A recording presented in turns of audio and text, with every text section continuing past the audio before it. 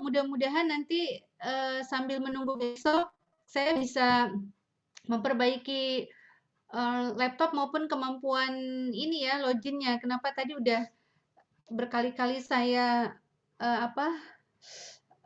otak-atik nggak bisa. Ya, alhamdulillah wassalatu ala Rasulillah amma ba'd. Pagi ini kita ketemu dan saya sudah nggak sabar ingin menunggu kalian presentasi ya, karena ada tugas tuh dari saya untuk presentasi. Namun absennya nanti aja di akhir ya, biar waktunya efektif.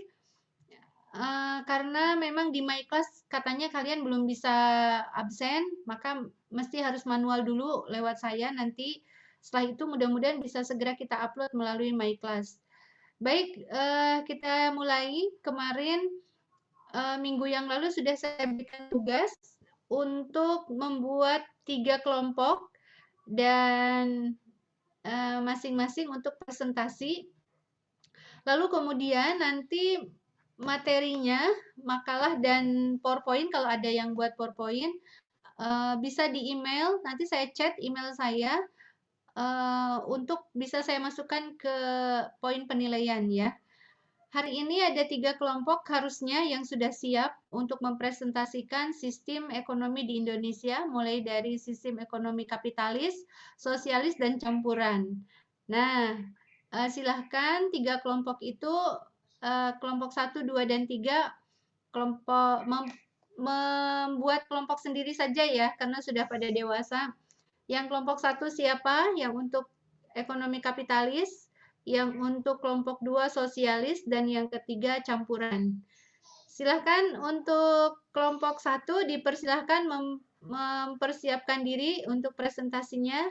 Siapa yang akan jadi juru bicara atau nanti gantian itu silahkan pembagian tugasnya dari kelompok masing-masing. Monggo dipersilahkan untuk kelompok 1. Baik, Bu.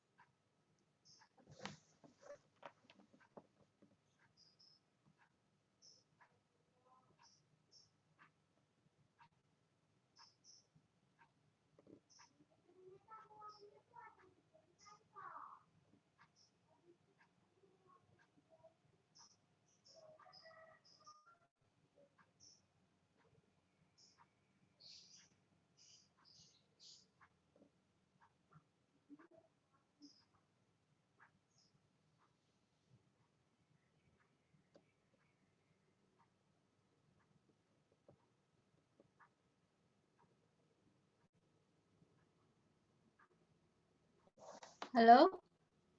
Saya nggak mendengar suaranya. Iya, Bu. Bisa dimulai sekarang. Oke, siap. Silakan. Sebelumnya, Assalamualaikum warahmatullahi wabarakatuh. Waalaikumsalam warahmatullahi wabarakatuh. Kami dari kelompok 1 akan membahas tentang sistem ekonomi kapitalisme. Dengan anggota yang pertama, Anistri Wahyuni dengan NIM 32, yang kedua Cici Setianingrum dengan NIM 34, dan yang ketiga Nurdia Hambarwati dengan NIM 36, yang keempat Robi Sherly Silviana dengan NIM 39, yang kelima Maharani Puspitaningrum dengan NIM 46, yang keenam Bernanda Elian Meita Putri dengan NIM 47, dan yang ketujuh Nabila Zafira Rianda dengan NIM 48, dan yang ke-8 Anissa Nafion dengan NIM 54, dan yang terakhir Rina Wahyu Astuti dengan NIM 60. Di sini saya Nabila Zafira Rianda akan menjelaskan tentang pengertian menurut para ahli. Yang pertama ada Adam Smith. Menurut Adam Smith, kapitalisme adalah sistem ekonomi bercirikan kepemilikan pribadi atas alat-alat produksi, distribusi, dan pemanfaatan guna mendapatkan sebuah laba atau keuntungan dalam kondisi yang kompetitif. Yang kedua ada Karl Marx. Menurutnya, kapitalisme merupakan sistem sosioekonomi yang dibangun untuk mencapai keuntungan yang didapatkan melalui proses produksi dengan mengorganisir produk seminimal mungkin melalui mode of production. Terdapat dua kelas, yaitu kaum kapitalis, bourgeois, dan kaum buruh, proletariat. Yang ketiga,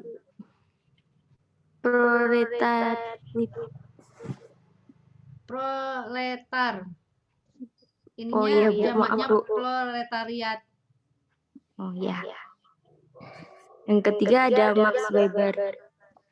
Pengertian kapitalisme menurut Weber adalah sebuah paham yang mengajarkan untuk rajin bekerja, hidup disiplin, dan hidup hemat sebagai suatu bentuk ibadah kepada Tuhan.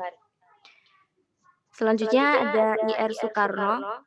Pengertian kapitalisme menurut I.R. Soekarno ialah suatu sistem sosial masyarakat yang timbul dari cara produksi yang memisahkan kaum buruh dari alat-alat produksi. Dan yang terakhir ada Tom G. Palmer. Sedangkan menurut Palmer, kapitalisme adalah sebuah sistem hukum, sosial, ekonomi, dan budaya yang mendorong kesetaraan hak, meritokrasi, desentralisasi, inovasi, dan pembelajaran melalui proses kesukarelaan dan dalam mekanisme pasar. Yang selanjutnya adalah sejarah singkat kapitalisme yang akan dijelaskan oleh teman saya, yaitu Anis Triwahyuni.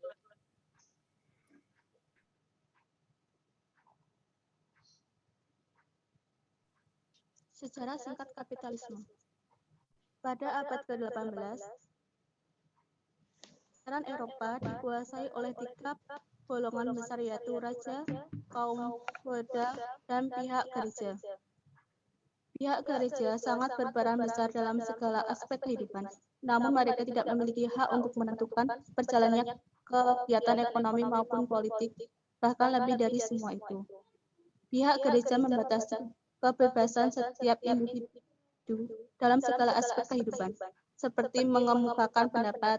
Secara garis besarnya, di sini pihak gereja sangat berkuasa. Keadaan tersebut membuat rakyat merasa tersiksa hingga menimbulkan pertentangan dari raja-raja dan kaum feodal dan tirani.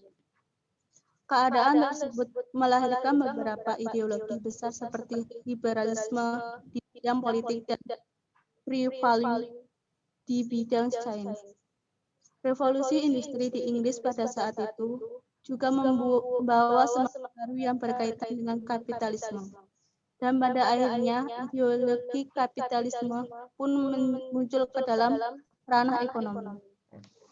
Saat Inggris mengalami revolusi industri, terjadi perubahan kegiatan ekonomi yang awalnya masyarakat pertanian berubah menjadi masyarakat industri, dan hal ini membuat banyak perubahan seperti alat industri yang digunakan.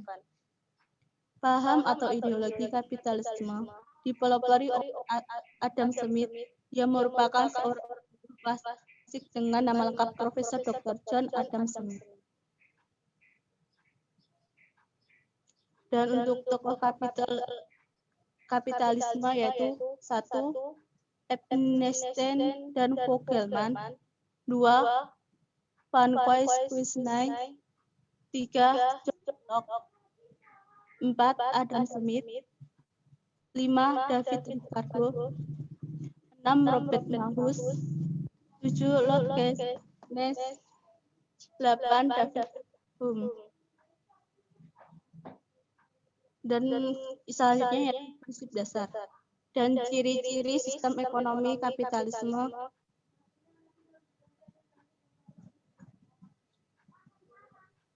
Yang akan dijelaskan oleh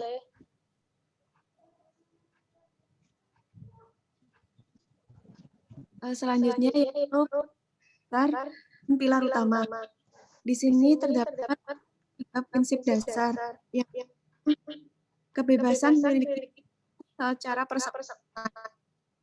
Setiap negara mengetahui individu untuk memiliki harga. Setiap itu dapat memiliki, membeli, dan menjual hartanya menurut apa yang dikehendakinya. Selanjutnya, kebebasan ekonomi dengan bebas. Setiap individu dapat mendirikan, mengorganisasikan, dan mengelola perusahaan yang diinginkan. Individu juga berhak terjun dalam semua bidang perdagangan dan memperoleh banyaknya keuntungan. Selanjutnya, dampak ekonomi. Dalam sistem kapital, modal merupakan sumber produksi dan kebebasan. Individu-individu memiliki modal lebih besar akan menikmati kebebasan yang untuk mendapatkan hasil yang sempurna. Yang selanjutnya yaitu pilar untuk menopang sistem kapitalis. Pertama, properti atau hak milik. Setiap orang memiliki sumber ekonomi secara legal, baik melalui perjanjian kedua belah pihak dalam hal penggunaan pemindahan melalui transaksi. Menurut paham negara berhak memiliki hak milik perseorangan. Sementara itu, setiap orang yang memiliki sumber daya berhak memanfaatkan untuk meraih keuntungan bagi diri mereka. Yang kedua, the invisible hand, tangan tak terlihat. Dalam konsep tersebut, terangkan bahwa individu yang berada di masyarakat kapitalisme digerakkan oleh tak terlihat untuk melakukan tindakan yang mencapai kekuatan besar dengan pengorbanan yang sekecil-kecilnya. Yang ketiga yaitu laissez-faire. Dalam konsep kapitalisme, negara tidak memiliki kekayaan untuk mengintervensi distribusi kekayaan untuk mencegah kemiskinan. Negara cukup bersandar pada sistem pasar yang ada dan tidak perlu menunjukkan keberpihakan pada bisnis yang ada. Selanjutnya, free market competition ataupun persaingan pasar bebas. Dalam sebuah pasar bebas, penjualan dalam sektor yang sama harus bersaing ketat untuk menarik pembeli. Pasar bebas yang sempurna digambarkan dengan jumlah penjual dan pembeli yang cukup banyak, sehingga tidak lagi mempengaruhi harga pasar. Penjual dan pembeli bisa melakukan transaksi secara bebas tanpa adanya pembatasan hukum ekonomi permintaan ataupun penawaran pasar. Yang selanjutnya yaitu ciri-ciri yang akan disampaikan oleh Saudari Nurma. Ciri-ciri. 1. Masyarakat memiliki hak untuk melakukan hak ekonominya.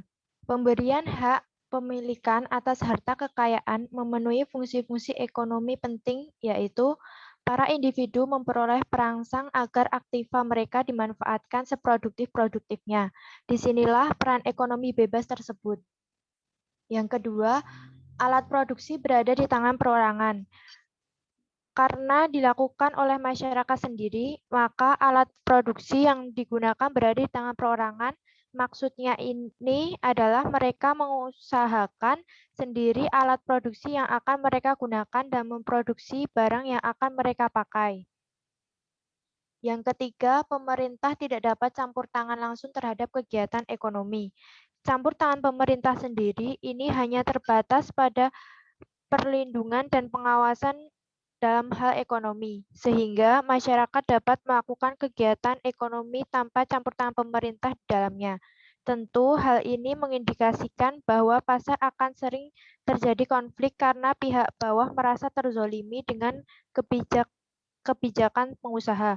Selain itu, permasalahan perekonomian juga lambat penyelesaiannya karena tidak ada pihak netral seperti pemerintah yang ikut campur di dalamnya. Yang keempat, modal memiliki campur tangan yang penting dalam kegiatan ekonomi. Hal tersebut menyatakan bahwa untuk mencapai hal yang terbaik untuk masyarakat, setiap individu dalam sebuah masyarakat kapitalistik dimotivasi oleh kekuatan-kekuatan ekonomi, sehingga ia akan bertindak sedemikian rupa untuk mencapai kepuasan terbesar dengan pengorbanan atau biaya sekecil-kecilnya. Yang kelima, kegiatan produksi, konsumsi, dan distribusi berdasarkan motif laba. Motif laba ini yang menyebabkan pasar ini disebut menggunakan sistem ekonomi kapitalis. Di sini, setiap kegiatan ekonomi yang dilakukan memegang teguh terhadap laba yang dihasilkan. Laba atau keuntungan memang menjadi salah satu aspek penting dan tujuan utama. Ini yang menjadi poin penting di mana ekonomi kapitalis adalah terfokus pada pencarian laba yang sebanyak-banyaknya. Bisa dibilang lebih melihat hasil daripada proses. Yang keenam, harga-harga dibentuk di pasar bebas. Dalam penentuan harga di pasar bebas ini dibagi menjadi 3, yaitu penentuan harga dan produksi, konsumsi, dan distribusi. Yang ketujuh, adanya persaingan bebas dalam pasar. Persaingan bebas ini dilakukan antara penjual yang menjual barang sepura, antara pembeli untuk mencapai barang yang diinginkan, antara pekerja untuk mendapatkan pekerjaan, antara pihak majikan untuk memperoleh pekerja, dan antara pembeli dan penjual untuk mencapai keseimbangan dalam memenuhi syarat-syarat yang baik. Persaingan bebas sebenarnya memiliki banyak dampak. Bisa baik, bisa pula kurang baik. Positifnya, dengan adanya pasar bebas, maka setiap individu akan berpikir keras dalam upaya pencapaian modal yang besar. Dan yang terakhir, adanya pasar bebas. Pasar bebas ini bercirikan sebagai pasar yang dimana penjual tidak dapat mempengaruhi harga karena jumlahnya yang cukup banyak. Serta pembeli dan penjual bebas melakukan kegiatan jual beli karena tidak dibatasi dengan adanya permintaan dan penawaran. Untuk contoh negara yang menganut sistem kapitalis ini ada Amerika Serikat, Inggris, dan Jerman.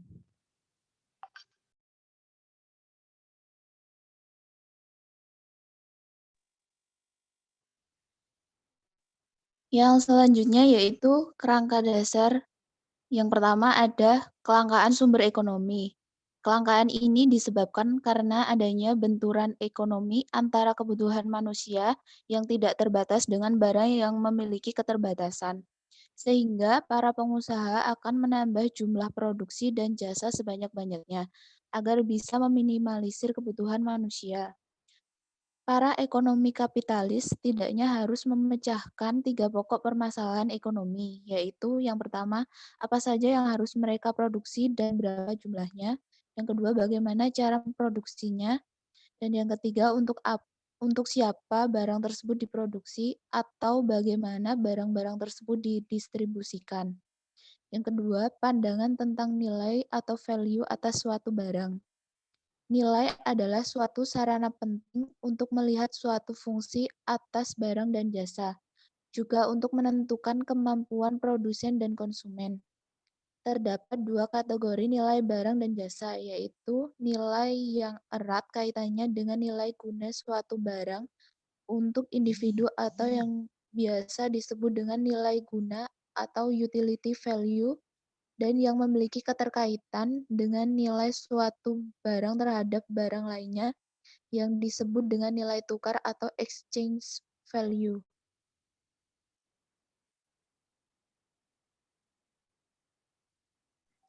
Selanjutnya ada peranan harga. Yang pertama, peranan harga dalam produksi. Dalam hal produksi, tentunya harga akan menentukan siapa saja produsen yang diperbolehkan untuk masuk ke dalam area produksi, dan siapa saja yang tidak diperbolehkan masuk.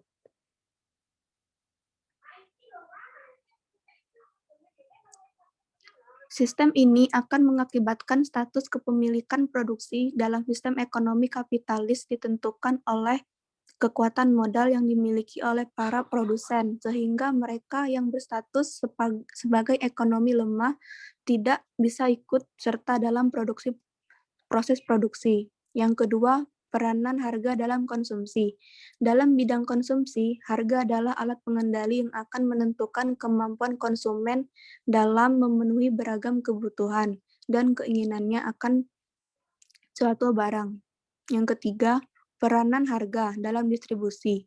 Dalam ekonomi kapitalis, struktur harga akan digunakan sebagai titik pertemuan antara penawaran produsen dan permintaan konsumen. pertemuan antar tingkat harga yang berada di pasar dengan keputusan konsumen untuk berbelanja atas barang dan jasa adalah suatu sarana penyaring antar barang yang laku dan tidak laku.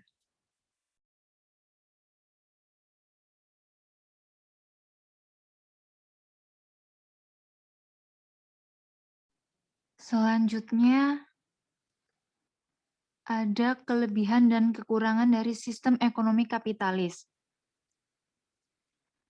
Kelebihan dari sistem ekonomi kapitalis yaitu yang pertama, mendorong pertumbuhan ekonomi dengan memfasilitasi kompetisi terbuka di pasar. Yang kedua, menyediakan setiap individu kesempatan lebih baik untuk meningkatkan pendapatan untuk menciptakan pertumbuhan ekonomi. Yang ketiga, menghasilkan sistem ekonomi yang terdesentralisasi sehingga individu memiliki banyak kesempatan dan pilihan untuk berbisnis. Yang keempat, sangat menghargai kerja keras. Yang kelima, konsumen adalah pihak yang mengatur pasar. Yang keenam, sebuah pasar yang kompetitif. Dan yang terakhir adalah mendorong setiap individu untuk memiliki kebebasan finansial. Sedangkan kekurangannya, yaitu yang pertama, persaingan yang sangat sengit. Yang kedua, profit adalah tujuan utama. Yang ketiga, melakukan eksploitasi terhadap SDA. Yang keempat, menyebabkan distribusi yang tidak merata. Yang kelima, banyak terjadi eksploitasi SDM. Yang keenam, kesenjangan sosial semakin besar.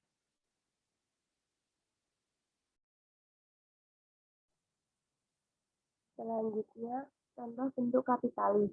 Yang pertama, sebelum Jepang dipengaruhi bangsa Barat, sistem politik Jepang ialah feodalisme. Yang kedua, sistem ekonomi Jepang saat ini sama seperti Amerika Serikat, yaitu sistem ekonomi campuran dengan beberapa elemen kapitalisme. Yang ketiga, Amazon menjual 87% dari semua pembelian belanja Natal yang dilakukan di Amerika Serikat musim liburan pada tahun 2017. Akibatnya, sebagian besar peritel tingkat atas Amerika menutup toko dan Amazon bertujuan mengambil alih bisnis kelontong. Yang keempat, pada dasarnya ada sekitar 6 perusahaan besar yang memiliki semua outlet berita di Amerika. Yang kelima, perusahaan asing boleh mendirikan pabriknya di Indonesia. Sebagai contoh, tidak adanya keterbatasan oleh individu untuk memiliki harta yang banyak akan mengakibatkan ketidakseimbangan distribusi kekayaan dalam bermasyarakat, sehingga akan merusak sistem perekonomian. Yang kedua, adanya jurang perbedaan yang dalam antara hak majikan dan pekerja. Pekerja tidak bisa mempunyai kesempatan yang sama dengan saingannya, sehingga akan memperdalam jurang antara yang kaya dan yang miskin. Yang ketiga, sistem ekonomi kapitalis akan memanfaatkan seluruh produksi dan distribusi di bawah penguasa yang ahli, dan akan mengesampingkan masalah kesejahteraan banyak masyarakat dan membatasi aliran kekayaan pada orang-orang tertentu saja. Yang terakhir, di sisi lain, sistem ekonomi ini memang mampu menjamin kesejahteraan, namun hanya pada kalangan orang tertentu yang mementingkan dirinya sendiri saja. Sekian presentasi dari kelompok kami. Apakah ada yang ingin ditanyakan?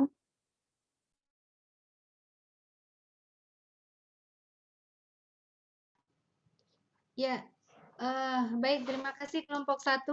Silakan kalau ada kelompok lain yang ingin memberikan tanggapan, kelompok 2 dan kelompok 3.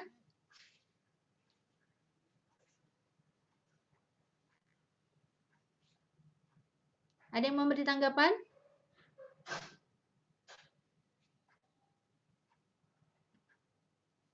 Ya, Kalau tidak ada, saya sedikit memberikan kesimpulan bahwa sistem ekonomi kapitalis itu lahir di abad tahun ke-17 ya. Nah, tokohnya adalah Adam Smith ya. Nah, sistem ekonomi kapitalis itu dia runtuh pada saat terjadinya revolusi industri. Kenapa runtuh? Karena sistem ekonomi kapitalis itu memberikan mekanisme pasar terbuka. Jadi siapa yang kuat dia yang menang. Terjadinya monopoli industri-industri atau usaha-usaha yang dikelola oleh individu, ya perorangan. Nah, terjadi jurang pemisah antara majikan dengan pekerja, ya. Karena individu boleh menguasai komoditas atau hal-hal yang vital bagi masyarakat, maka itu menjadi terjadi gap yang cukup tinggi antara orang kaya, orang borjuis dengan kaum proletar. Kaum proletar itu kaum rakyat atau buruh ya. Nah, maka terjadilah revolusi industri di mana buruh itu kemudian melakukan pemberontakan bahwa mereka dibayar dengan harga yang murah, dia dipekerjakan seperti kerja rodi, sementara majikannya terus menjadi kaya raya. Nah, dan harta kekayaan itu hanya berpusat di perorangan. Tuh, harta kekayaan ya yang kaya semakin kaya gitu, yang miskin semakin miskin. Nah, kenapa itu runtuh? Karena tidak terjadinya pemerataan kekayaan. Tuh, nah itu sistem kapitalis dengan modal sekecil-kecilnya mendapatkan untung yang sebesar-besarnya. Nah, sekarang sistem kapitalis sudah mulai menghilang ya, sudah tidak layak lagi digunakan di kita praktekkan gitu dalam perekonomian sehari-hari. Atau mungkin ya masih ada karena memang sudah lama kita menggunakan sistem kapitalis, tetapi era revolusi industri itulah yang kemudian menumbangkan sistem ekonomi kapitalis dengan adanya gerakan buruh gitu ya. Nah, karena individu-individu diboleh menguasai hal-hal yang vital bagi masyarakat, maka di sistem ekonomi kapitalis uang atau kekayaan itu hanya beredar di beberapa orang.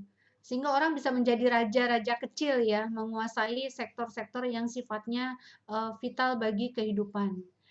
Nah, itu sistem ekonomi kapitalis yang tadi disampaikan oleh kelompok 1. Ya, terima kasih untuk kelompok 1 atas presentasinya.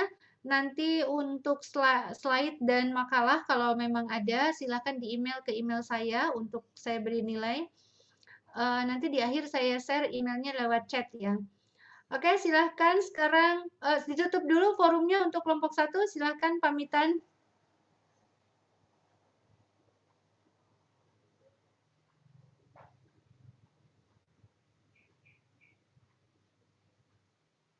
Halo? Saya nggak mendengar suaranya.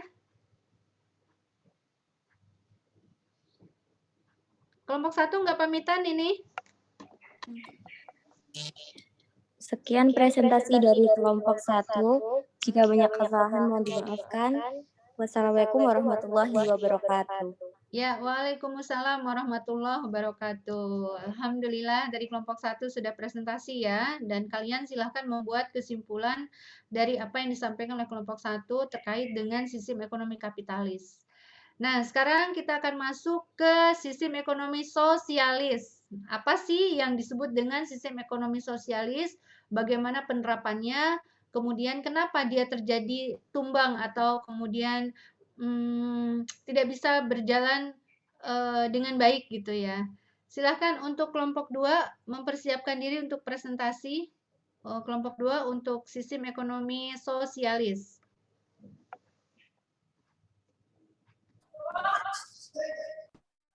Baik Bu, terima kasih. Izin share screen Bu.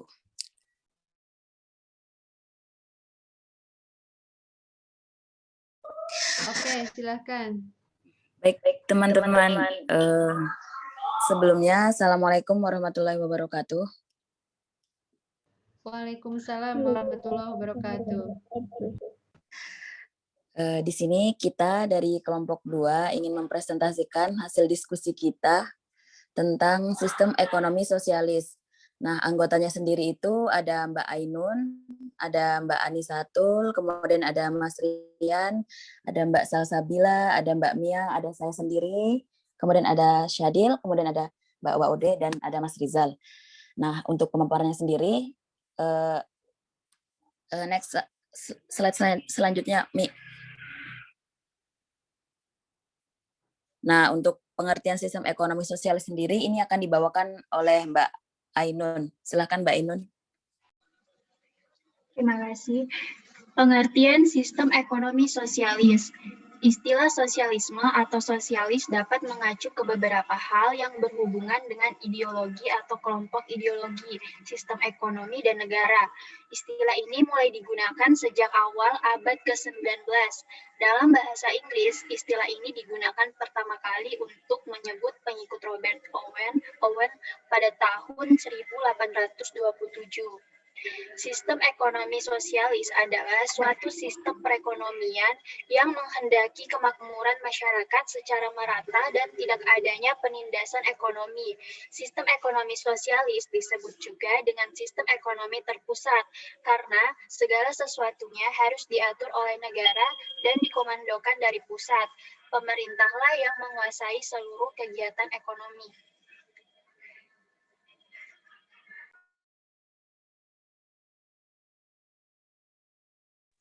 Selanjutnya, sejarah pemikiran ekonomi sosialis. Pemikiran-pemikiran ekonomi beraliran sosialis secara garis besar dapat dipilih atas 3 kelompok, yaitu dari kelompok pemikir sebelum Marx, pandangan Marx dan Engels, kelompok pemikir sosialis sesudah Marx.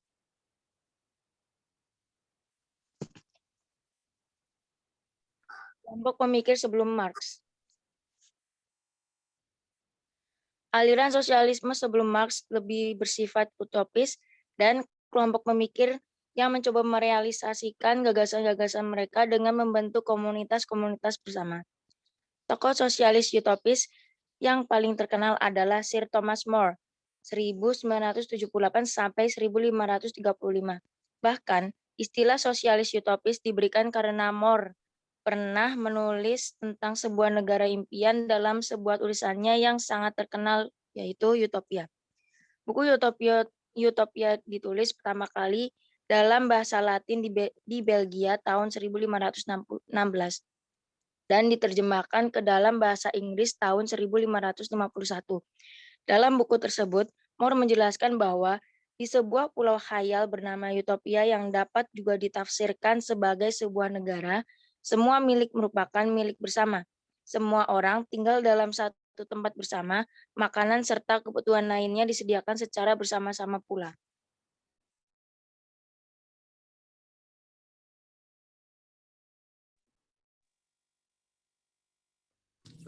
Nah, untuk pandangan Marx dan Engels itu akan dibacakan Mas Rian.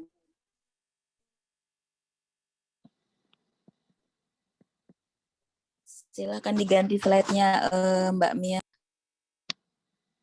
Di antara sekian banyak pakar sosialis, pandangan Karl Heinrich Marx 1818 sampai 1883 dianggap paling berpengaruh dari segi teoritis. Banyak pakar dan pemikir ekonomi yang mengakui bahwa argumentasi Marx sangat dalam dan luas. Teori-teorinya tidak hanya didasarkan pada pandangan ekonomi saja, tapi juga melibatkan moral, etika, sosial, politik, sejarah, dan falsafah, dan sebagainya. Salah satu buku yang ditulis Marx dan Engels yang sangat berpengaruh adalah Manifesto Komunis yang terbit tahun 1848 dan Das Kapital. Dalam buku Manifesto Komunis dapat diikuti bagaimana teori Marx tentang pertentangan kelas. Menurut Marx, sejarah segala masyarakat yang ada hingga sekarang pada hakikatnya adalah sejarah pertentangan kelas. Ada masyarakat kelas kaya dan ada masyarakat kelas tak berpunya. Semua kelas-kelas masyarakat ini dianggap Marx timbul sebagai hasil dari kehidupan ekonomi masyarakat. Baik, selanjutnya itu ada kelompok pemikir sosialis sesudah Marx. Nah, ini akan dibacakan oleh Mbak Adina. Silakan Mbak Adina. Pengaruh dari ajaran Marx dan Engels tersebut sangat luar biasa. Pada kuartal pertama abad ke-20, pemikiran-pemikiran Marx dan Engels dimodifikasi oleh Lenin. Dengan teori di atas, Lenin mempunyai cukup alasan untuk melakukan revolusi di Rusia, yang dikenal dengan revolusi Bolshevik tahun 1917. Sementara itu, kaum revisionis yang dipimpin oleh Bernstein dan Kautsky juga ingin melakukan perubahan-perubahan sosial. Akan tetapi bukan melalui revolusi kekerasan seperti yang dilaksanakan Lenin, melainkan secara damai. Hingga pertengahan abad 60-an muncul aliran kiri baru atau The New Left. Secara sederhana, aliran kiri baru dapat diartikan sebagai kombinasi dari Marxisme dan Leninisme ortodoks dengan pemikiran-pemikiran radikal baru. Nah, selanjutnya itu next Mbak Mia. Selanjutnya itu ada faktor lahirnya sistem ekonomi sosialis yang akan dibawakan oleh. Silahkan Mbak Mia. Faktor lahirnya sistem ekonomi sosialis. 1. Karena adanya revolusi industri.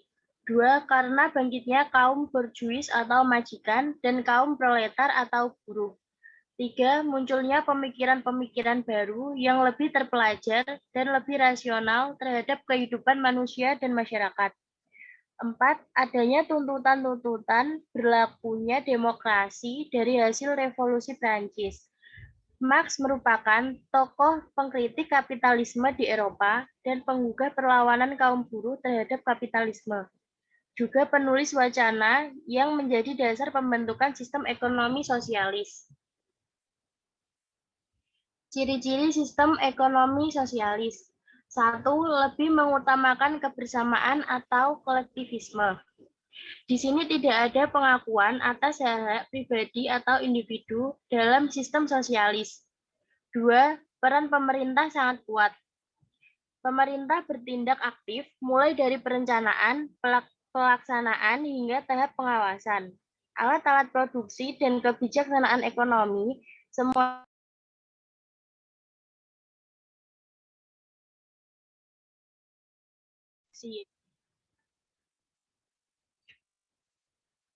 Maksudnya yaitu pola produksi aset yang dikuasai masyarakat melahirkan kesadaran kolektivisme atau masyarakat sosialis. Dan pola produksi yang asetnya dikuasai oleh individu akan melahirkan kesadaran individualisme atau masyarakat kapitalis.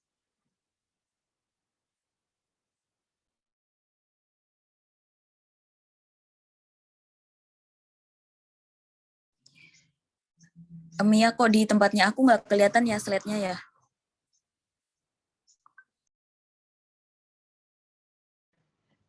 Slide-nya kayaknya ini ya, ketutup.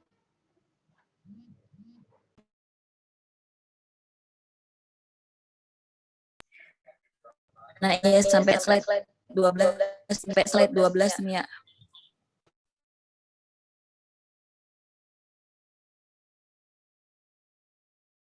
Nah, baik, untuk perbedaan sosialisme dan komunisme menurut Marx itu akan dibacakan oleh Mbak Al-Syadilah Al-Fataqwa. Silakan Mbak Al-Syadilah. Oke, perbedaan sosialisme dan komunisme menurut Marx. Dalam fase sosialisme, produktivitas masih rendah dan kebutuhan materi belum terpenuhi secara cukup.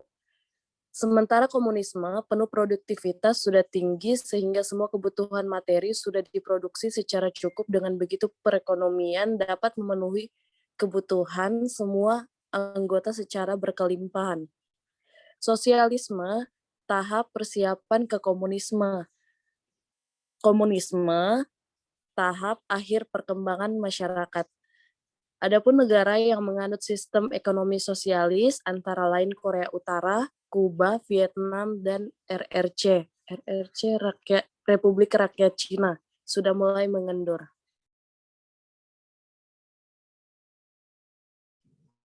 Baik, slide selanjutnya. Ada prinsip dasar sistem ekonomi sosialis yang akan dibacakan oleh Mbak Waode. Prinsip dasar sistem ekonomi sosialis.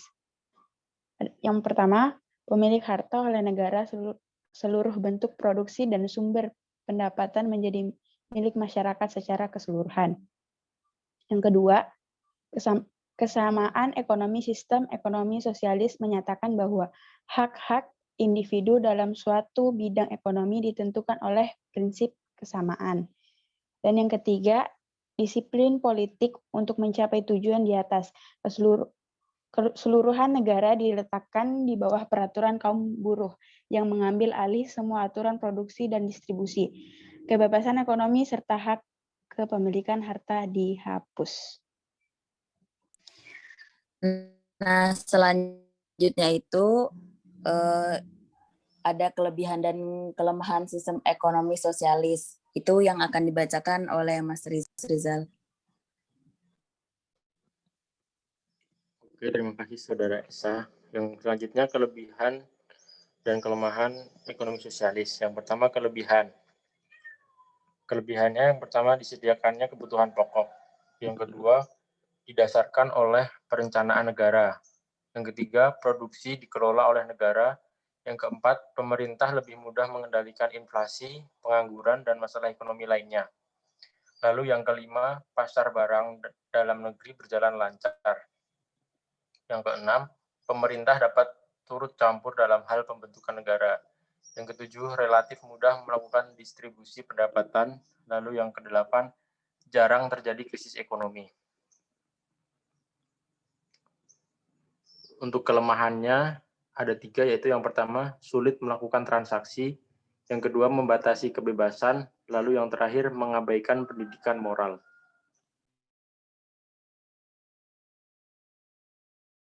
Baik, yang terakhir itu ada kesimpulan yang akan dibacakan oleh saya sendiri. Nah, dari hasil pemaparan teman-teman tadi semua, kita bisa nih menarik kesimpulan bahwasannya sistem ekonomi sosialis sendiri itu adalah sistem ekonomi yang seluruh kegiatan ekonominya direncanakan dan dilaksanakan maupun diawasi pemerintah secara terpusat. Istilah ekonomi sosialis sendiri dapat pula digunakan untuk menganalisis sistem ekonomi terlebih terdahulu dan yang sekarang menyebut dirinya sosialis. Dan ekonomi sosialis merujuk pada teori dan praktik ekonomi dan norma sistem ekonomi sosialis yang ada dan hipotesis. Sekian dari presentasi kelompok kita. Sekian dari presentasi kelompok 2. Untuk gimana sih? Jikalau ada pertanyaan bagi teman-teman semua bisa langsung ditanyakan. Terima kasih teman-teman. Baik, terima kasih untuk kelompok 2 telah memaparkan tentang sistem ekonomi sosialis. Nah, saya beri kesempatan untuk kelompok 1 dan kelompok 3 menanggapi apa yang disampaikan oleh kelompok 2. Silakan yang memberi tanggapan.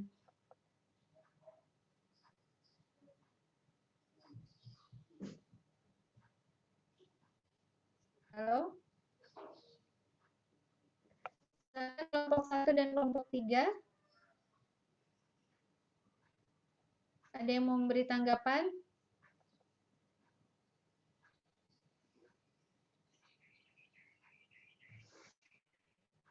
Atau kelompok 2 sendiri ada yang mau disampaikan lagi? Ada yang mau ditambahkan kelompok 2? Izin Bu, bukan ingin menambahkan, tapi ingin bertanya aja. Boleh. Berarti gampangnya itu sistem ekonomi sosialis sendiri itu kayak sistem yang ada di masyarakat, tapi yang berpusat ke pemerintah begitu Bu, atau bagaimana ya? Ya, baik. Itu aja tanyanya Mbak Esa, ada lagi? Sampun Bu. Oke, baik. Saya kasih review ya, kesimpulan dari apa yang disampaikan tadi. Jadi, era pertama kali itu adalah era ekonomi kapitalis ya. Kemudian terjadi revolusi industri di mana terjadi pemberontakan oleh kaum proletar. Proletar itu adalah kaum buruh bahwa mereka tidak tidak bisa menerima konsep ekonomi kapitalis. Karena apa? Karena kekayaan itu hanya berpusat di orang-orang kaya, di orang-orang yang berduit lah, orang-orang borju ya istilahnya tadi. Nah, karena terjadi tumbang nih, sistem ekonomi kapitalis itu tumbang, lalu muncullah ekonomi sosialis. Nah, terus gimana dong sistem ekonomi yang bagus kalau begitu? Kalau misalnya kapitalis tidak bisa diterima dan tidak layak untuk dijalankan. Maka kemudian melalui tokohnya yaitu Karl Marx, kalau tadi yang kapitalis adalah Adam Smith, kalau yang sosialis adalah tokohnya adalah Karl Marx. Menurut Karl Marx, sistem ekonomi yang bagus itu, yang baik itu adalah bagaimana dikendalikan oleh negara, gitu. Pusat kendali perekonomian itu oleh negara. Jadi penguasaan industri semuanya harus negara. Masyarakat tidak diberi kebebasan. Nah, karena apa? Mungkin melihat dari sistem kapitalis kemarin yang runtuh. Sehingga kemudian karena negara yang mengendalikan, semua kebijakan harus melalui negara, swasta dan individu tidak diberi kewenangan untuk menguasai sektor-sektor perekonomian. Jadi swasta nggak boleh punya PT, swasta nggak boleh menguasai misalkan perdagangan, individu tidak boleh memiliki pabrik gitu ya, usaha-usaha yang lain itu semua dikendalikan negara. Nah, ternyata sistem ini juga mengalami kekurangan, memiliki kekurangan. Kenapa? Masyarakat merasa tidak memiliki kebebasan gitu. Semua harus diatur oleh negara. Ya kan? Maka tadi kelemahannya adalah sistem ekonomi sosialis, ya ini semua menjadi hierarki di mana komando harus melalui negara. Tuh. Nah, ternyata ini tidak cocok juga. Terjadilah pemberontakan bahwa ini nggak sesuai karena tidak memiliki kebebasan. Masyarakat, individu maupun swasta tidak diperbolehkan memiliki menguasai sektor-sektor ekonomi. Jadi semua harus lewat negara. Nah, kalau negaranya amanah, kalau negaranya pemimpinnya tidak amanah, kebanyakan dikorupsi dong, gitu. Nah, akhirnya tumbang nih sistem ekonomi sosialis. Nah, barulah kemudian muncul sistem ekonomi campuran. Silahkan mungkin nanti di kelompok 3, saya belum memberikan review dulu nih untuk sistem ekonomi campuran. Seperti itu, Mbak, tentang sistem ekonomi sosialis. Jadi, di negara, di dunia itu sistem ekonomi itu trial and error dari sejak zaman dahulu ya. Nah, pertanyaannya tuh sekarang pakai sistem ekonomi yang mana, Bu? Nanti di akhir perkuliahan saya akan menyimpulkan. Seperti itu jawabannya. Baik, Bu, terima kasih atas pemaparannya. Ya, oke, silakan kelompok 2 pamit dulu. Kalau nggak ada yang menanggapi, nanti bisa kita buka forum untuk kelompok 3. Baik, Bu. Terima kasih untuk teman-teman sekalian. Terima kasih juga untuk Ibu sudah mempersilahkan kita berorganisasi. Mohon maaf jika ada kesalahan. Kesalahan hanya datang kepada kita dan kelebihannya datang kepada Allah. Sekian dari kelompok kita. Wassalamualaikum warahmatullahi wabarakatuh. Waalaikumsalam warahmatullahi wabarakatuh. Ya, baik, terima kasih untuk kelompok 2 atas presentasinya. Sekarang silahkan kelompok 3 untuk mempersiapkan diri. Seperti apa sih sistem ekonomi campuran gitu? Monggo, silahkan kelompok 3.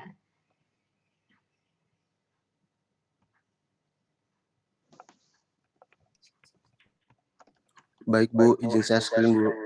Oke, silahkan.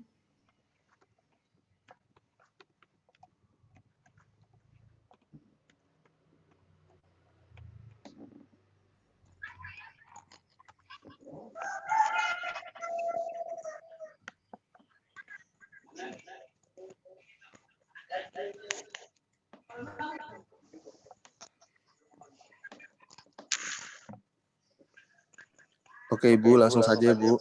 Ya. Assalamualaikum warahmatullahi wabarakatuh. Waalaikumsalam warahmatullahi wabarakatuh.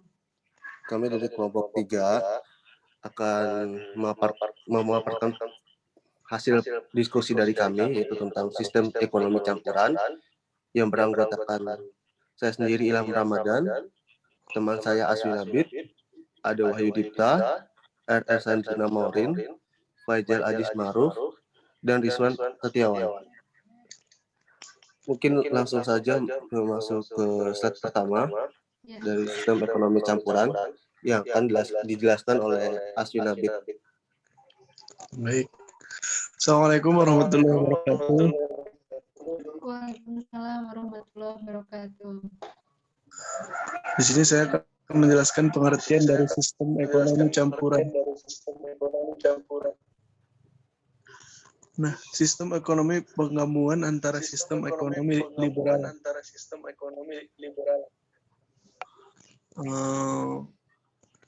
yang bisa disebut kapasitas dan sistem ekonomi terpusat juga disebut Tokomando.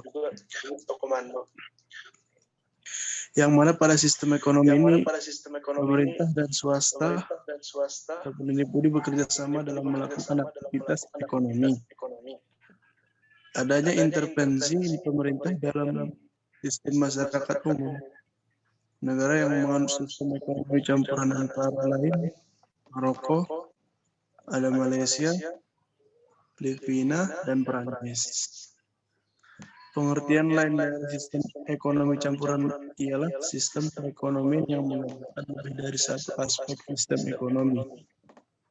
Yang seringkali sistem ekonomi campuran adanya unsur kapitalisme dan sosialisme.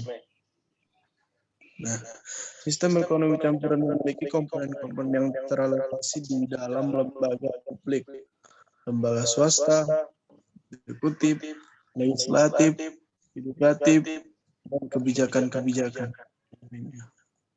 Tidak ada seperangkat komponen ekonomi yang ideal, standar atau khas. Komponen-komponen yang teralokasi tersebut dapat termasuk subsidi pemerintah, biaya pajak, biaya dan pajak, program dan peraturan, BUMN, jaminan sosial atau program kesehatan nasional. Nah, selanjutnya akan dilakukan oleh teman saya, Mbak Wahyu Dipta Titi Fatimah. Silahkan, Mbak.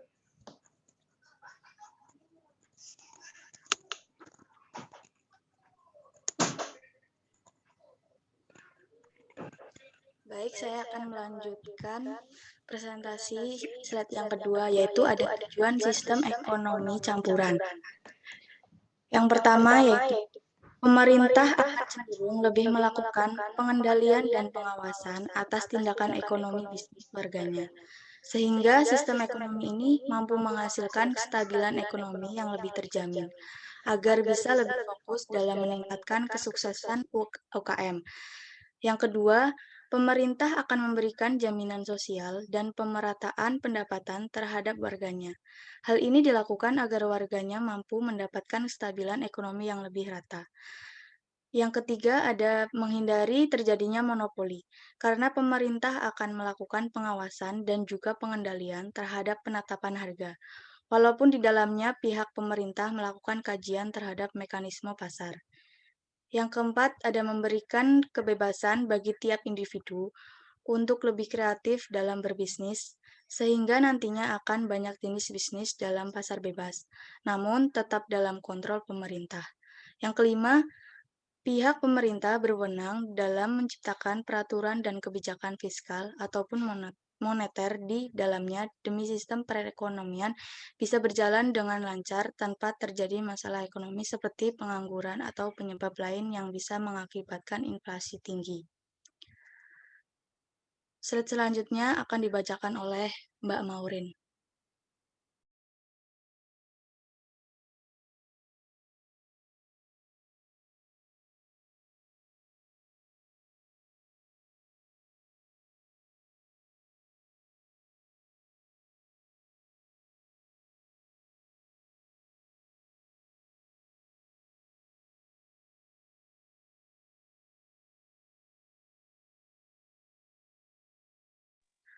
Maaf untuk Mbak Maureen, terjadi kendala karena sinyalnya susah, jadi saya akan melanjutkan pembacaan slide ketiganya, yaitu ada sejarah sistem ekonomi campuran.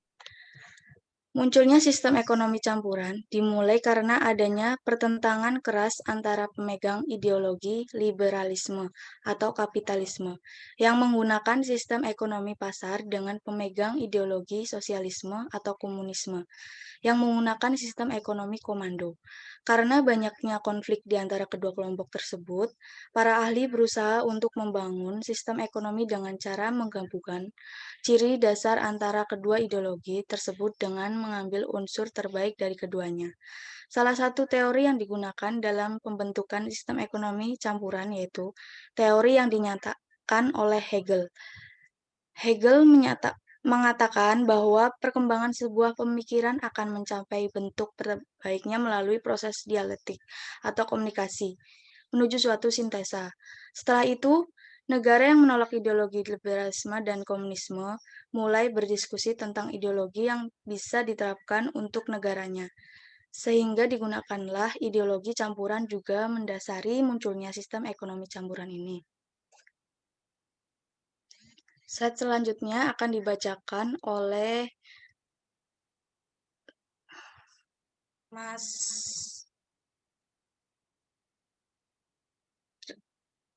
Rizwan.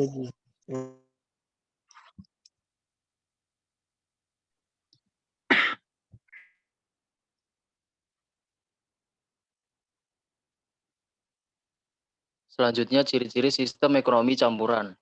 Yang pertama adalah pemerintah dan pihak swasta berperan aktif dan sama dalam kegiatan ekonomi. Dalam petik kurung, pemerintah dan swasta memiliki peran yang sama. Yang kedua, sumber daya vital yang menyangkut hajat hidup orang banyak dikuasai oleh pemerintah. Yang ketiga, jenis dan jumlah barang yang diproduksi ditentukan oleh mekanisme pasar.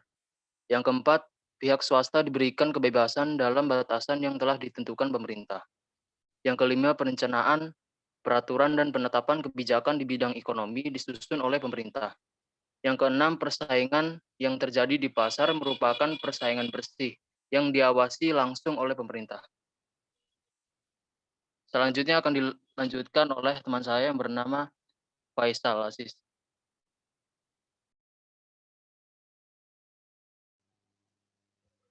Baik, selanjutnya ada kelebihan dan kekurangan sistem ekonomi campuran. Kelebihannya ada 9. Yang pertama, hak individu diakui. Yang kedua, kestabilan ekonomi terjamin. Yang ketiga, penetapan harga barang lebih terkendali. Yang keempat, pemerintah mementingkan kepentingan masyarakatnya. Yang kelima, tidak terjadi monopoli baik oleh pemerintah maupun pihak swasta. Yang keenam, terjadi bebas membuat perkembangan ekonomi ke jalan yang lebih baik. Yang ketujuh, inisiatif dan motivasi individu membuat hidupnya lebih baik tetap ada. Yang kedelapan, pihak swasta tidak bisa sewenang-wenang dalam memanfaatkan sumber daya. Yang terakhir, kelebihannya ada setiap orang memiliki kesempatan yang sama untuk mendapatkan hasil yang maksimal. Selanjutnya ada kekurangannya. Kekurangannya yang pertama, beban pemerintah lebih berat dibandingkan pihak swasta. Yang kedua, sumber daya modal yang dimiliki sangat mempengaruhi keberhasilan sehingga yang kaya cenderung lebih mudah menjadi lebih kaya. Yang ketiga, meskipun peran pemerintah cukup besar, namun masalah ekonomi seperti inflasi, pengangguran, dan lain sebagainya masih terus muncul dan berkembang. Yang keempat, cukup sulit melakukan pemerataan pendapat. Yang kelima, tidak ada kejelasan mengenai seberapa besar pengaruh pemerintah dalam kegiatan perekonomian. Dan yang terakhir ada pertumbuhan ekonomi cenderung lebih lambat dibandingkan dengan sistem ekonomi pasar atau liberal.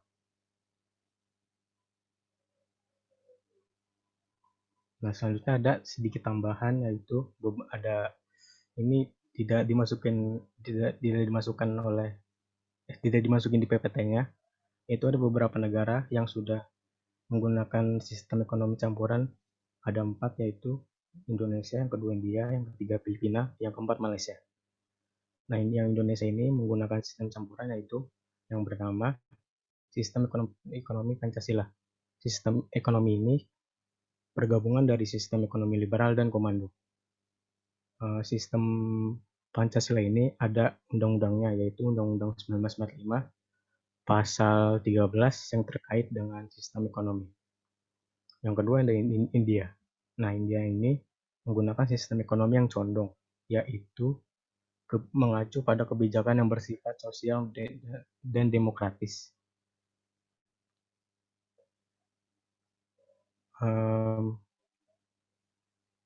yang bertujuan untuk pertumbuhan dan maraknya korupsi pada pemerintahan India. Hingga pada tahun 1991, India ini sudah melakukan liberalisme ekonomi dan menjadi sistem ekonomi campuran. Yang ketiga ada Filipina. Nah, sistem ekonomi Filipina ini adalah campuran, yaitu mengatur kegiatan ekonomi swasta dengan tujuan agar Filipina dapat berpindah dari perekonomian yang mengedepankan agrikultur menjadi perekonomian yang mengedepankan sektor manufaktur dan jasa. Yang keempat, Malaysia. Malaysia ini mencampurkan dua sistem ekonomi, yaitu ekonomi sara diri dan sistem ekonomi komersil. Sistem ekonomi komersil ini adalah pemenuhan kebutuhan sehari-hari melalui bercocok tanam, berkebun, dan perikanan. Nah, setelah itu dikumpulin, habis itu dijual di pasar. Nah, setelah itu ada sistem ekonomi komersil, yaitu pada sistem ekonomi yang mengedepankan investasi asing dan penanaman modal.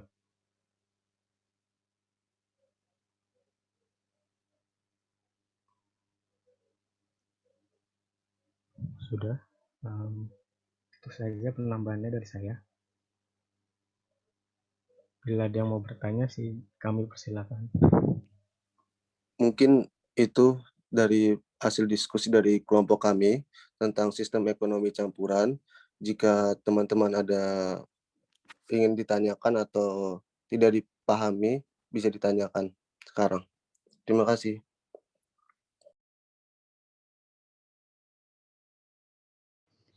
Baik, terima kasih untuk kelompok 3.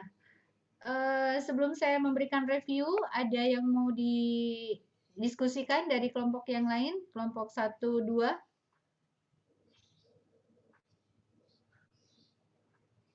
Ada yang mau ditanyakan dari kelompok 1 dan 2? Wah, ini takut dianggap balas dendam ya. Nggak ada balas dendam. Ya.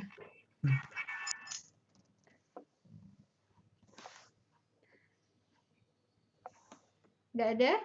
Baik, kalau tidak ada, sistem ekonomi campuran ini dianggap atau mengklaim dirinya bahwa ini adalah sistem ekonomi yang ideal, di mana menggabungkan antara sistem ekonomi kapitalis dengan sistem ekonomi sosialis. Nah, sistem ekonomi campuran ini tokohnya adalah Hegel ya, atau sering disebut dengan teori Hegel. Jadi masing-masing sistem ekonomi itu memiliki tokoh masing-masing ya. Nah, di sistem ekonomi campuran ini menggabungkan antara sistem ekonomi kapitalis dengan sosialis, di mana ada beberapa sektor yang dikuasai oleh negara, ada beberapa sektor yang dibebaskan individu atau swasta menguasainya. Nah, salah satunya di Indonesia ya. Di Indonesia untuk sektor yang sifatnya sektor vital gitu, maka dikuasai oleh negara. Seperti dalam Undang-Undang 45 ya. Fasilitas umum dan menguasai hajat hidup orang banyak maka dikuasai oleh negara. Tapi yang sifatnya tidak fasilitas umum dan menguasai hajat hidup orang banyak, ya silakan swasta memilikinya. Nah, pertanyaannya adalah, apakah dengan sistem ekonomi campuran itu sudah ideal, gitu kan? Sudah ideal. Nah, pertanyaan itu boleh ditanyakan pada diri saudara sendiri-sendiri ya. Apakah sistem ekonomi campuran itu sudah sistem ekonomi yang ideal? Tentu saja masih banyak kekurangan-kekurangannya. Sehingga setelah ekonomi campuran ini bermuncullah konsep-konsep ekonomi yang lain. Contohnya di Indonesia, saudara mungkin pernah mendengar yang namanya dengan ekonomi kerakyatan. Ya, ekonomi kerakyatan yang dianggap ini sesuai dengan karakter dan budaya Indonesia. Tapi ternyata ekonomi kerakyatan juga tidak lama tumbuh dan tidak lama berkembang. Nah, lalu kemudian ekonomi apa nih yang ideal untuk mengatur sistem perekonomian yang ada di negara kita atau khususnya di dunia? Maka negara-negara Islam, negara-negara yang mayoritas Muslim, kemudian mulai akhir-akhir abad 20 ini melirik atau mempelajari konsep ekonomi Islam. Nah, sehingga sekarang banyak negara Muslim yang sudah menggunakan sistem ekonomi Islam. Salah satunya ya Indonesia, gitu. Sekarang sudah banyak konsep ekonomi Islam yang diterapkan di Indonesia. Maka yang pernah saya sampaikan di slide awal, pertemuan awal tentang sejarah berdirinya Bank Syariah. Nah, dari situlah kemudian sistem ekonomi Islam mulai berjalan. Nah, seperti apa dan bagaimana sistem ekonomi Islam lebih dalam lagi, maka kita akan pelajari materi berikutnya. Sehingga pertemuan kita minggu depan itu tentang Maqasid Syariah. Maqasid Syariah itu adalah salah satu teori dalam ekonomi Islam, kesempurnaan dalam bersyariah. Nah, untuk pertemuan berikutnya, silahkan saudara pelajari dulu tentang konsep Maqasid Syariah. Nanti akan saya uraikan, jelaskan. Silahkan untuk berdiskusi di ruangan kita ya, di ruang kelas kita di Zoom. Di Zoom atau di Teams ya, nanti saya kabarin setelah saya fix bisa pelajari yang Teams-nya. Jadi itu materi hari ini atas diskusinya untuk kelompok 3, Jazakumullah khairan kasir. Untuk forumnya silakan ditutup dulu kelompok 3. Mungkin sekian dari kelompok kami.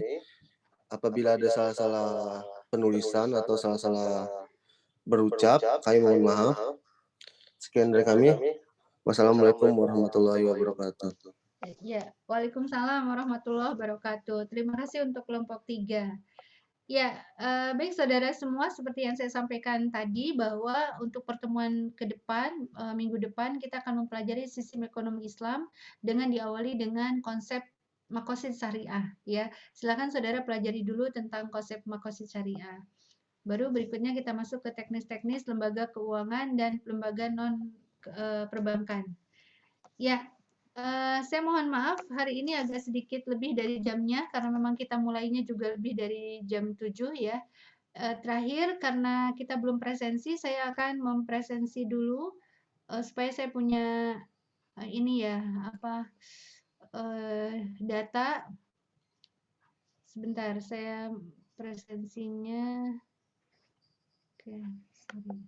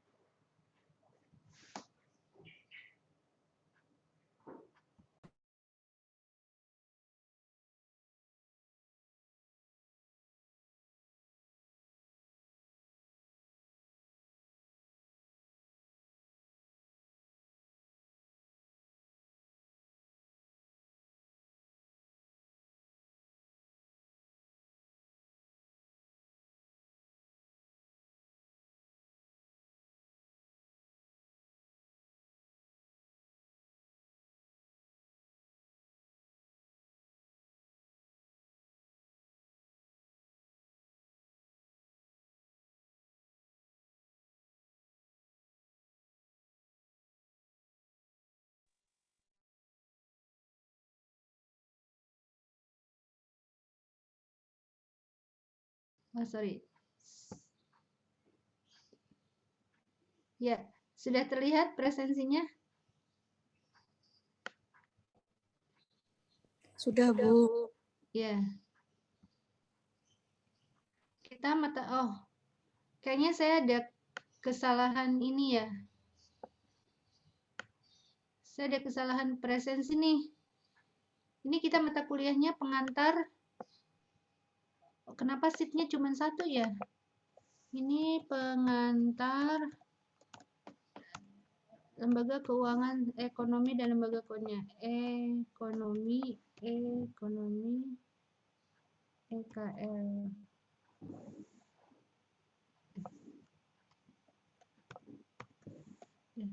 Harusnya seatnya 2 ya.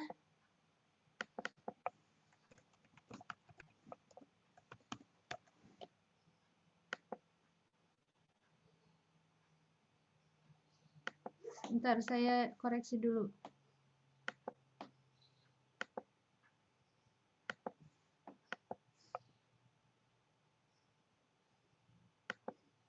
Oke. Ini pengantar lembaga keuangan syariah ekonomi dan lembaga keuangan syariah ini kita berada di pertemuan keberapa ya hari ini ya? Kedua, Bu, kalau nggak salah.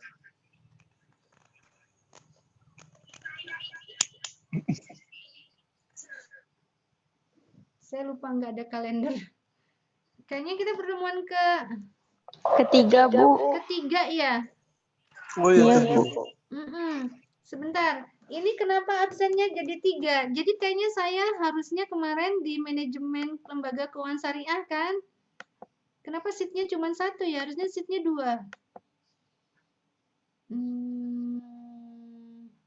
Apa kemarin Bapak absen? Kayaknya Maaf, Bu. Hah? Kemarin selama untuk pengantar ekonomi kita nggak pernah absen. Oh, Masya Allah. Jadi dari awal kita belum pernah absen? Iya, kita absennya cuma manajemen. Oh, iya. Kayaknya hari ini harus uji kejujuran nih. Iya, Bu. Iya. Ini berarti absen yang manajemen ya? Yang ada. Oke, ini pengantar ekonomi dan lembaga keuangan syariah. Ini saya hapus. Uji kejujuran nih ya. Saya nggak absen dari hari pertama. Ya. Nah, besok kita yang ini ya, sheet-nya yang kedua. Padahal saya sudah membuat sheet untuk masukkan ini persentase penilaian. Oke, nanti saya tampilkan ke saudara ya. Oke, berarti ini langsung 3 hari absen. Iya, Bu. Oke, bismillah ya, uji kejujuran nih. Dosa ditanggung kalian masing-masing ya. Ya, 3 kali pertemuan langsung absen dalam 1 hari ini. Oke, silakan. Anis Triwahyuni dari hari pertama, kedua, dan ketiga hadir nggak? Hadir terus, Bu. Hadir terus, oke.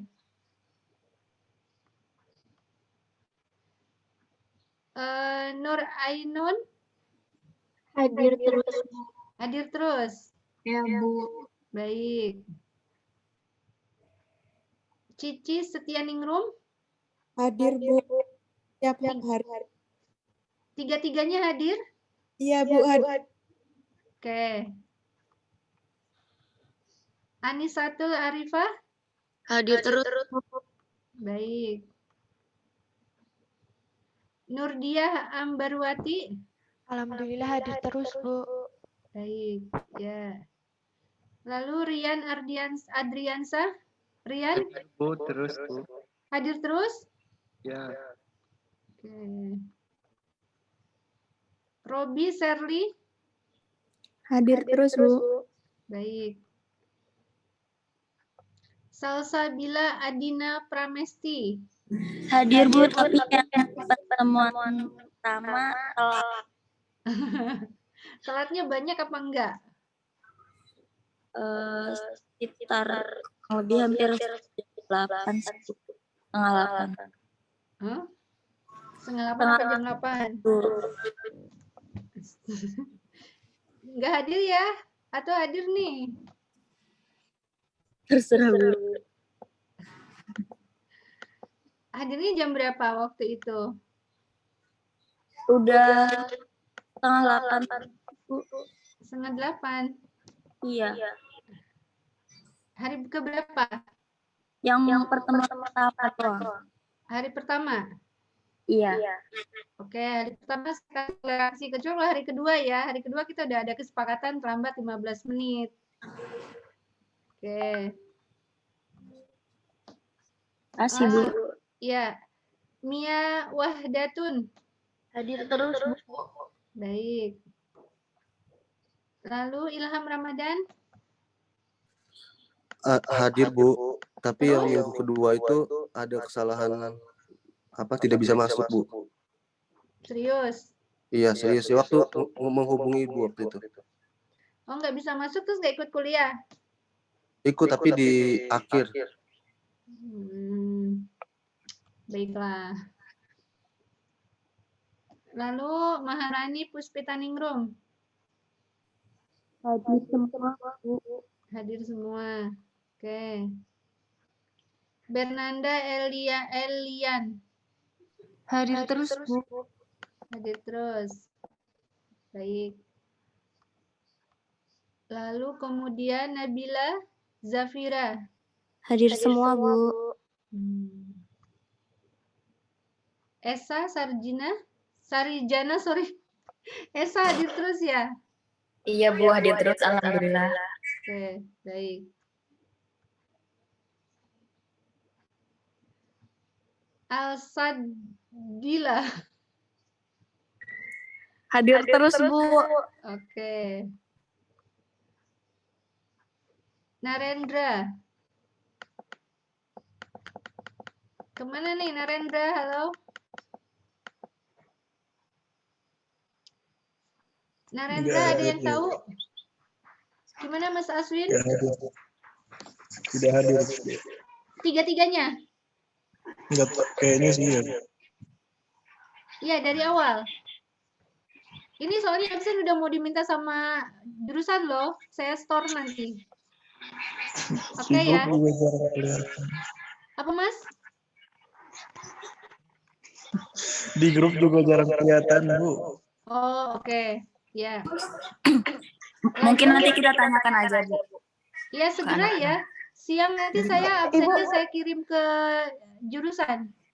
Maaf Bu, hari ini Narendra sakit. Oh, hari ini sakit. Minggu Iya, yang lalu? Kurang tahu.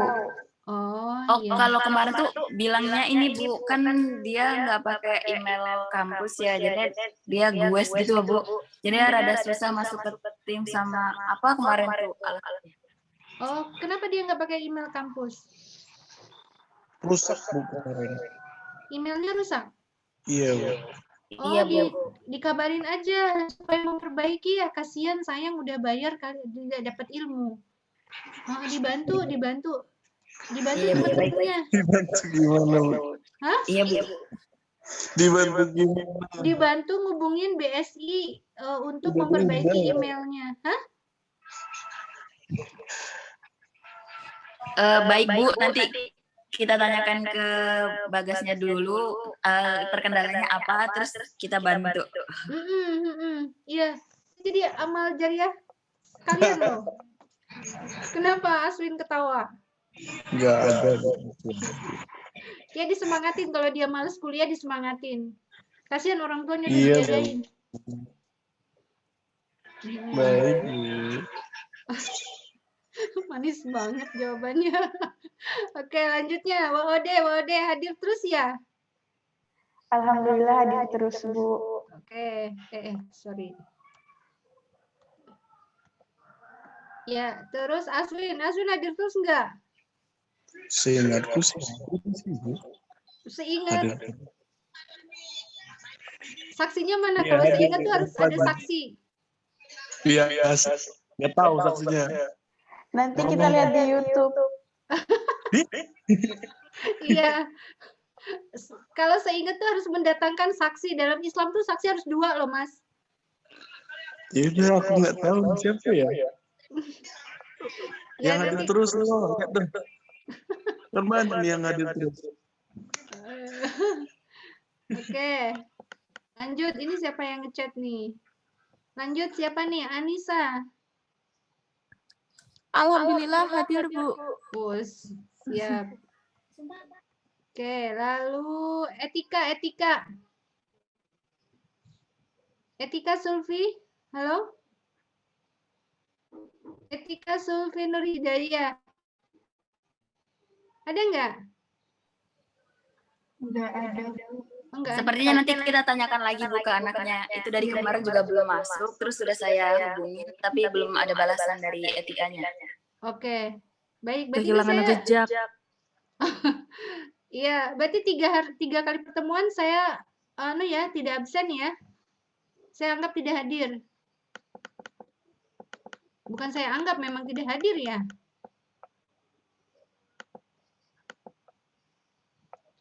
Oke, Sandrina. Wahyu Dipta dulu Bu. Hah? Apa? Wahyu Dipta. Oh, sorry. Ya, Wahyu. Gagal fokus. Wahyu Dipta. Hadir, Bu. Tapi untuk minggu kemarin saya telat jadi dikarenakan kendala masuk roomnya, Bu. Yang kemarin menghubungi itu. Jam berapa masuknya? Jam 7:45 kayaknya. Ini mau dihadirin apa enggak nih? Ya udah hadir ya. Ini masih murah nih, nanti habis ini nggak murah lagi Terima ya. kasih, Bu. Oke, terus Sandrina. Hadir, Bu. Hadir terus. Iya. Oke, baik. Rizal. Yang pertemuan pertama nggak hadir, Bu. Oke, jujur. Yang Terus kedua? selanjutnya hadir. Kedua hadir. Ya, Hari ini hadir nggak? hadir, Bu, kayaknya. Hah? Hadir, Bu, hadir. Oh. Jangan-jangan hadir pada saat mau absen. Oke, Rina Wahyu. Hadir terus, Bu. Ya, siap. Kemudian Faisal Ajis, kemana Faisal Ajis? Hadir, Bu, hadir. 3 kali hadir terus? Iya, hadir, Bu. Alhamdulillah, Bu. 3 kali? Iya. Tidur. Serius ya? Iya, Bu. Tidur. Diam. Ini pahalanya berkurang lah nanti. Anak soleh. Ya, Rizwan Setiawan terakhir. Rizwan masuk terus enggak? Hadir, Bu. Tiga-tiganya? Iya, Bu. Oh, nyalain laptop habis itu tinggal tidur ya. Oke, baik. Ini absennya udah saya absen semua. Nanti akan saya serahkan ke fakultas untuk di-upload di MyClass ya. Mudah-mudahan sudah bisa presensi lewat MyClass. Nah, untuk mata kuliah pengantar ekonomi dan lembaga keuangan itu di MyClass saya belum bisa mengupload apapun karena masih terkunci. Jadi ada tugas, ada apa akan saya umumkan lewat Zoom ya. Insya Allah untuk minggu besok aman, belum ada tugas. Mudah-mudahan minggu berikutnya ya. Baik, saya rasa udah cukup ya. Saya keburu mau ada rapat di kantor. Pertemuan kita cukupkan sampai hari ini. Untuk minggu besok nanti saya umumkan di mata kuliah manajemen lembaga keuangan syariah mau pakai Zoom atau My Teams ya. Sementara besok pakai Zoom dulu karena saya belum yakin saya sudah bisa pakai Teams ya, biar nggak molor-molor waktunya. Kita besok ketemu di manajemen lembaga keuangan syariah pakai line ini dulu ya, pakai aplikasi Zoom dulu. Iya, Bu. Baik, Bu. Ya, yang Teams-nya nanti kalau betul-betul sudah nggak ada kendala. Baik, kita tutup dengan baca hamdalah dan doa kafaratul majelis. Alhamdulillahirrabbilalamin. Subhanakallahumma wa bihamdika. Allahumma wa bihamdika asyhadu an la ilaha illa anta wa astaghfiruka wa atubu ilaik. Assalamualaikum warahmatullahi wabarakatuh. Waalaikumsalam warahmatullahi wabarakatuh. Terima kasih, Bu. Ya, saya keluar ya. Nggih, Bu. Iya, Ibu. Terima kasih, Bu.